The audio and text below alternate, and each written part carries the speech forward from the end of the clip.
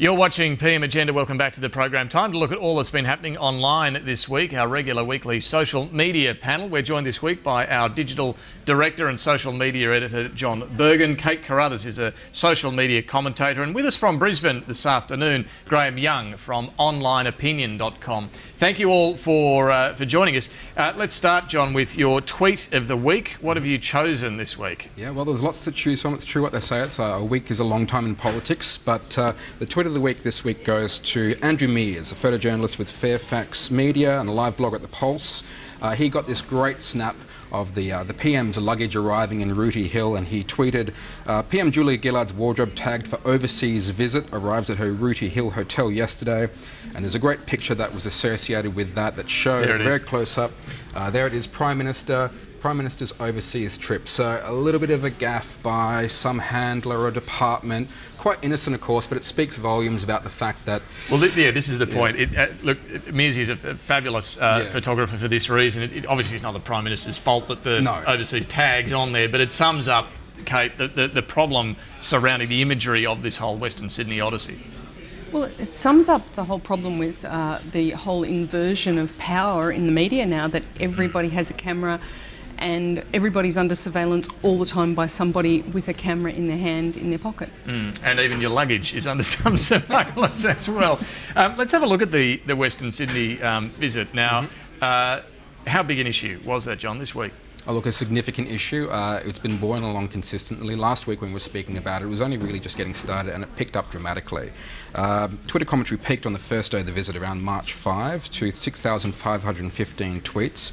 That was including the keywords Western Sydney and Rooty Hill. A lot of it, I've got to say, was lukewarm to negative commentary. A lot of people cynical of the PM being out there. A lot of people saying, look, you've been out here before, what's different this time? This is the data here that you're referring to. This is the SR7 data this week. And we should point out, this is, well, peaking at a little more than 6,000 tweets.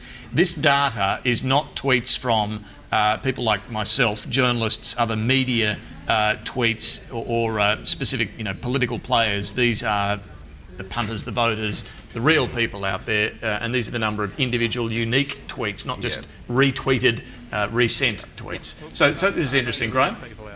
Well, this is the thing. They're not necessarily Western Sydney voters. It's a good point. That's the thing with Twitter, isn't it? That it seems to gather a left-wing audience, and the fact that she's getting negative publicity out of those tweets suggests that she's losing from the right and the left. She's losing Greens voters as well as middle-of-the-road voters. Is it fair to say, Kate, that it's a left-wing slant on Twitter? It seems it's a fairly polarising platform. You get a lot of left and a lot of right. Yeah, the few in the middle, like myself, we're lonely. But there has been, what's brought out is also a lot of geographical differences, and people who are either in the region commenting on it, and also people who are outside the region saying, well, what about us? What do we chop liver? Is that how it's felt there in Brisbane, Graham? Why is the PM spending so much time in Western Sydney? Well, look, we're probably happy she's not coming up here. We're up to our ears in floodwaters and so on, and every time she comes it doesn't seem to make that much difference.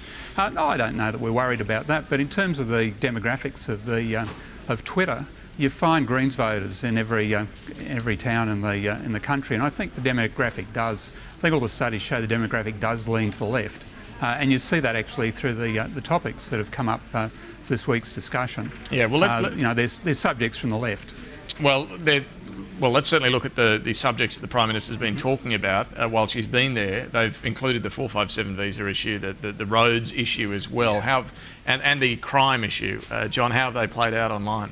Yeah, look, very interesting. The 457 visa issue was particularly sort of like split people right down the middle. A lot of people felt a little bit uncomfortable, suggesting that sort of both the opposition leader and the PM were sort of falling over each other to sort of basically sort of appeal to sort of like a xenophobic sort of cross-section. It got personal as well, this debate, which a lot of people commented on Twitter. You might remember that Joe Hockey suggested that the PM's comm director, John McTiernan, was actually here on a 457 visa. Now, he was quizzed about this, and he used some particularly colourful language to say that it wasn't any of their business and it wasn't relevant. He did actually later on admit that yes, he was here under a 457 visa, and he was granted by the Howard government, no less. But a lot of people are uncomfortable with this mobilisation of this language about foreigners needing to be at the back of the queue and Aussie workers need to be given the priority they deserve. So a lot of people, as we were saying, because it tends to be a self-selecting set that's slightly skewed towards a more moderate or progressive stripe of politics, are uncomfortable with this. Enter Pauline Hanson, and that certainly picked up a fair bit of traffic as well. It did. Well, it's interesting they use the term dog whistling. Once upon a time, the thing you weren't allowed to do was wedge issues.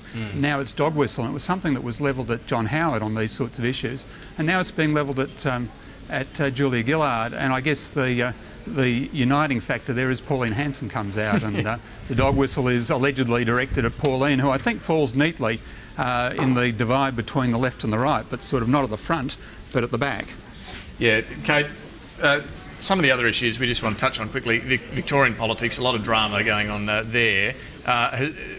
Twitter seems to love a political breaking, unfolding spill. Yeah, they do. We love a spill. Yeah. I popped into Twitter yesterday afternoon to see Jeff Shaw had quit the Liberals and thought, oh, that's interesting. And then when I came back a few hours later, there were tweets going Lib spill and making jokes about TEDx. Yep. As the hashtag. That started trending as well. And the news broke on Twitter that he had resigned. Yeah, no, sorry, Graham. The interesting thing for me was that I picked it up from Twitter, but indirectly it was an ABC tweet that was picked up by Waleed Ali on the ABC's evening program and then broadcast, and I picked it up in my car on the way home. Well, I don't want to blow the trumpet here, but we did actually break the news here on Sky News before all of that. But anyway, Waleed probably ignored that one. Perhaps. It's the ABC for you. Finally, John, selective deafness. Give us a bit of perspective here. It's always interesting to look at these political issues, but then something that's not necessarily, well, so much political. Mardi Gras, and that, question of whether there was any police brutality involved in the handling of... that's really been dominating discussion, and it's only increasing in number of mentions now, especially since it's sort of playing into sort of talkback radio. A lot of people are reacting, using social media to comment on that and resist a lot of the sort of comments that are out there sort of on the airwaves. Since the release of the YouTube video, which has got about 500,000 views now, I believe, March 4, the search term Mardi Gras Police was contained in only 18 tweets. Now it's skyrocketed to about 9,601. It's only going up, and it really speaks to the power of citizen journalism, I guess. The person that videotaped this, and there's a number of videos now that have been uploaded that show the altercation from a variety of positions and vantage points, really sheds light on the fact that you can never ever take for granted that your actions won't be scrutinised. Well, that's the thing, Kate, isn't it? Without one of these, a camera phone, which everybody's now got, this sort of stuff wouldn't be exposed. It's true, and it's only going to increase when products like Google Glass, the glasses with all of this built into them, come on the market. And the police really need to start to get used to dealing with this new world where they're under scrutiny all the time, just like we're under scrutiny on CCTV in our daily lives. They're going to be, no doubt, carrying their own cameras to make sure they've got their own defence sorted out as well. Interesting that one of the policemen tried to tell the guy with his camera phone that it was illegal to use it to record.